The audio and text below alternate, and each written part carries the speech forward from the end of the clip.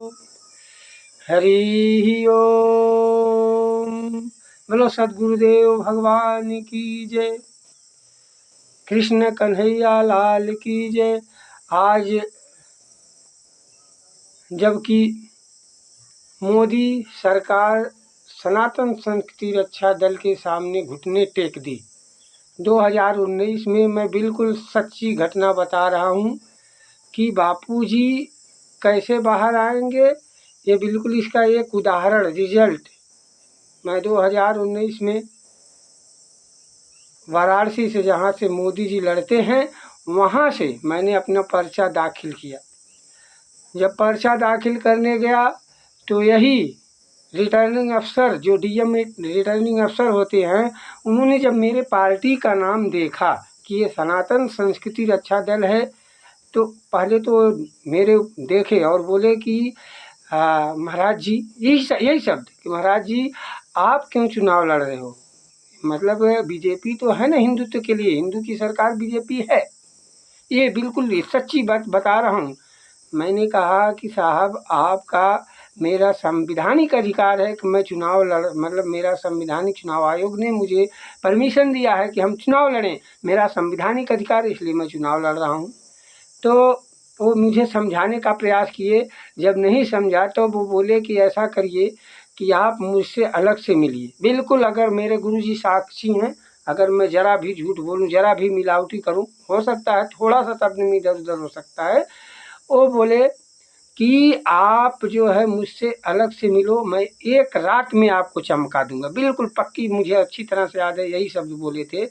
और उनकी CC camera है, आज भी अगर कोई मतलब मेरे ऊपर केस भी करके देख सकता है वहाँ। मैंने क्योंकि डायरेक्ट रिटर्निंग अफसर का नाम ले रहा हूँ, 2019 का नाम ले रहा हूँ, तो उनकी सीसी कैमरा होता है, तो वो भी कैच हुआ है। क्योंकि इसका उदाहरण मैं आगे दे रहा हूँ कैसे कैच हुआ है। तो मैंने कहा नहीं, मुझे किसी से मिलना नहीं है, मुझे चमकना नहीं है, मैं अपने संवैधानिक अधिकार से मैं चुनाव लड़ने आया हूँ।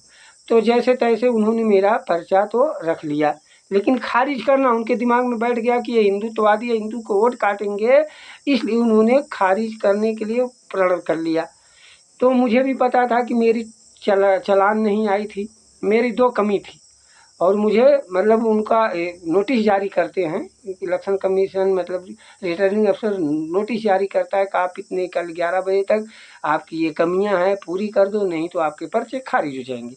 तो मैं 11 बजे से मैं अपनी मतलब जो है दूसरे दिन मेरा कागज़ आ ही गया था।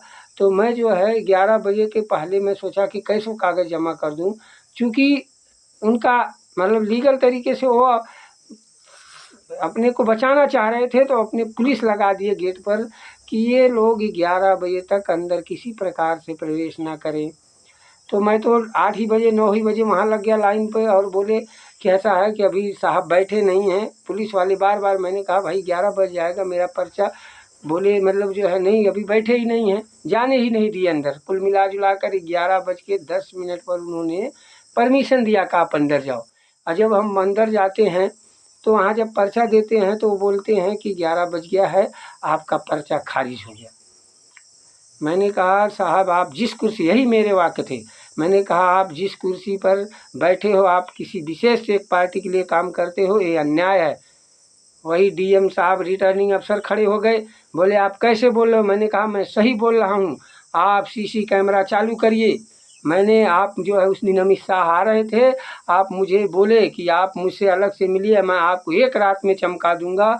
जब मैं चमकने नहीं आया तो मेरा आप ज़बरदस्ती पर्चा खारिज कर रहे हैं। इसके बाद जो है जब मैं इतना शब्द बोला तो डीएम साहब का मुँह देखने योग्य था उस समय।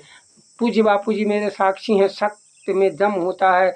वही डीएम जो खड़े हुए थे, उसी जितने भाव से खड़े हुए थे उसी भाव से कुर्सी पर बैठ गए। बोले महाराज जी आपकी एक कमी नहीं 2 कमी है, अब 11 बज गया है, मैं आपकी किसी कीमत पर पर्चा लीगल नहीं हो सकता, अनवैध हो चुका है।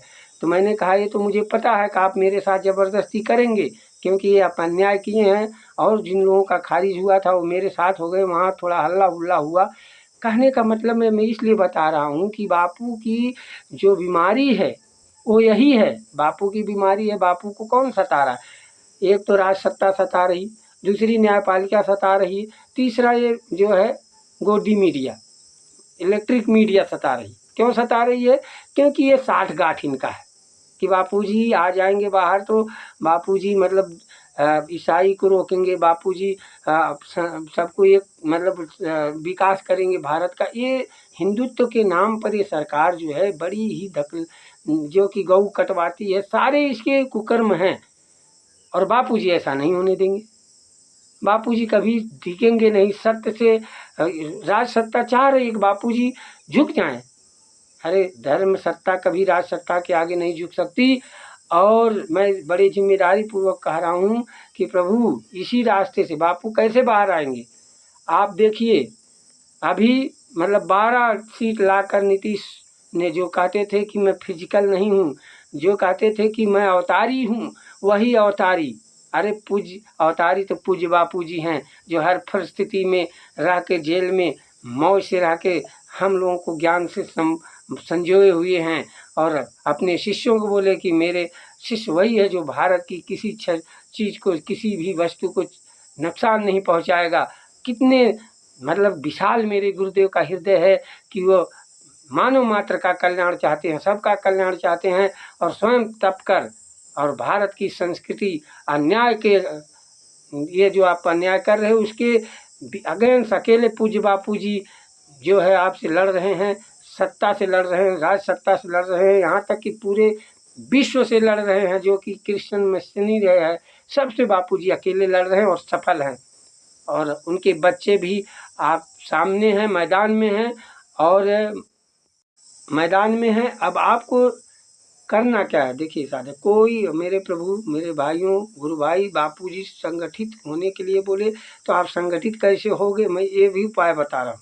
गुरुदेव के पास मेरा कुछ नहीं है, गुरुदेव की कृपा। गुरुदेव बोले हैं कि देखिए कोई भी कार्य लापरवाही, बापूजी लापरवाही के लिए इतना डांटते हैं। आज तक बापू के आश्रम में बापूजी जब तक थे तब तक कभी लापरवाही नाम की चीज़ नहीं थी।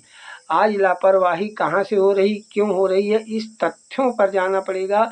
इस मतलब कारण पर जाने का आखिर कारण क्या है। हम तो संत सम्मेलन भी किए, हम तो जो है पद यात्रा भी की, हम जगह जगह जो है मतलब धरना प्रदर्शन किए, लेकिन हमारी सुनवाई क्यों नहीं? कारण है, कारण ये है कि हमें तो रोग कुछ और है, हम दवा कुछ और कर रहे हैं। तो कभी हम मतलब जो है वो रोग नहीं ठीक होगा, ना कभी हम सफल होंगे। सफल होने का जो कारण है, जो मूल मंत्र है, जैसे गुरु जी के शरीर से चिपके हुए कई शिष्यों ने बापू को नहीं, गुरु को नहीं समझ पाए, लेकिन दूर बैठे भी शिष्यों ने अपनी मुक्ति युक्ति से मुक्ति कर लिए। तो आज वही समय है कि हम एक एक जितना, देखिए नीतीश के पास 12 सीट है, नायडू चंद्रबाबू नायडू के पास 16 सीट है। आज इनकी कितनी महत्ता है, और जबकि इनके पास कोई संगठन विशेष नहीं, एक राज्य में है। सोचिए, और हमारे बापू वाले स्वयं पर्चा लेकर और कहते हैं नरक है राजनीति। अरे धक तेरी की ऐसी ऐसे रह नरक में हमको जाने के लिए मिले, लेकिन मेरे गुरुजी को जो सता रहा है मैं उसके लिए मतलब जो है रह नरक, इससे भी कोई बड़ा नरक हो मुझे चाहिए, लेकिन जो मेरे गुरु सता रहा मैं उसके विरुद्ध खड़ा रहूँगा। क्योंकि बापूजी बोले हैं मेरे गुरु की बात आए तो मैं धरती पर ताल एक कर दूंगा।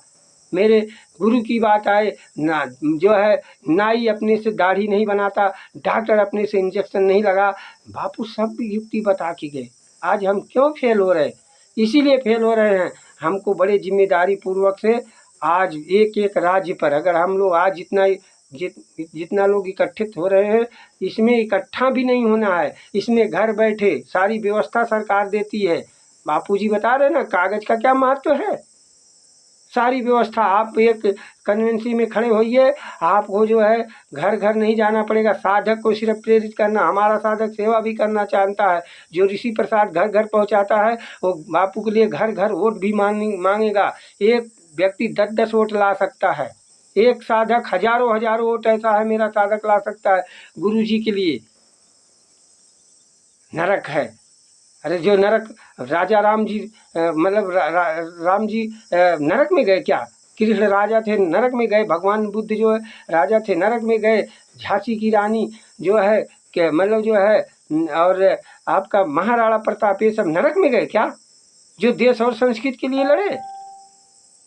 नरक में तो वो लोग गए जैसे आज बापू को सताने वाला ऐसे राजा को हटा दो, कंस को हटा दो, रावण को हटा दो, जो है अकबर को हटा दो, ये सब राजाएं हैं, तो आप निष्क्रिय रहोगे। बापू बोले कि उससे ज़्यादा पाप करना तो पाप है ही है, लेकिन पाप सहना दुगना पाप होता है। तो हम कहीं दुगने पाप में तो नहीं जा रहे हैं। मैं इस बात को बड़ी जिम्मेदारी पूर्वक कर रहा हूँ। बापू जी का आशीर्वाद है, बापू जी की ब्रह्मवाणी है, वो पूरा होके रहेगी। आप सब सिर्फ हिम्मत करिए। अरे सहारा तो गुरुदेव करेंगे, सब कुछ गुरुदेव करने वाले हैं, हम निमित्त मात्र बनते हैं। तो निमित्त मात्र बनने के लिए आप सब आगे बढ़िए। और देखिए कैसे मोदी सरकार झुकी है, उसी प्रकार अकेला व्यक्ति झुका सकता है। आखिर मैं अकेला ही था ना, कागज लेकर गया तो अकेला व्यक्ति झुका सकता है। जहाँ समूह आ जाएगा, जहाँ संगठन आ जाएगा, तो वहाँ क्यों नहीं झुकेंगे, क्यों नहीं झुकेंगे। इसी पर मैं अपनी वीडियो को छोटा ही बना रहा हूँ, और आप लोग मतलब थोड़े में समझने का प्रयास करिए। और बहुत बहुत धन्यवाद सभी आश्रमवासी, सभी साधक भाई, जिनको बापू ही चाहिए वो ये कार्य करें। सफलता मिल के रहेगी, मिल के रहेगी। नारायण नारायण नारायण। हरि ओम।